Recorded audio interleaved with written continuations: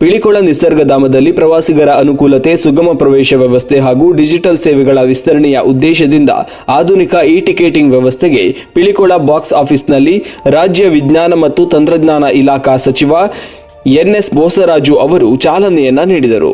ವಿಧಾನ ಪರಿಷತ್ ಸದಸ್ಯ ಮಂಜುನಾಥ ಮಂಡಾರಿ, ಮಾಜಿ ಶಾಸಕ ಜೆ.ಆರ್. ಲೋಬೋ, ಜಿಲ್ಲಾಧಿಕಾರಿ ದರ್ಶನ್ ಎಚ್.ವಿ. ಸೇರಿದಂತೆ ಗಣ್ಯರು ಉಪಸ್ಥಿತರಿದ್ದರು.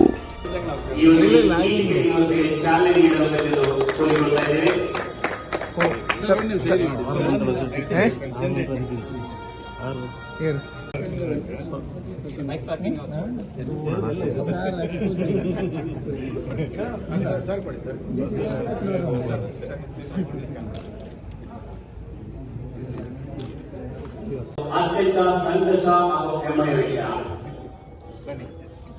ಅವಶ್ಯಕತೆ ಕಡಿಮೆಯಾಗುವ ಮೂಲಕ ಉತ್ತಮ ಅನುಮೋದನೆ ಈ ಒಂದು ವಿನೂತನ ಪ್ರಯೋಗವನ್ನು, ಈ ಒಂದು ವ್ಯವಸ್ಥೆಯನ್ನು ನಮ್ಮ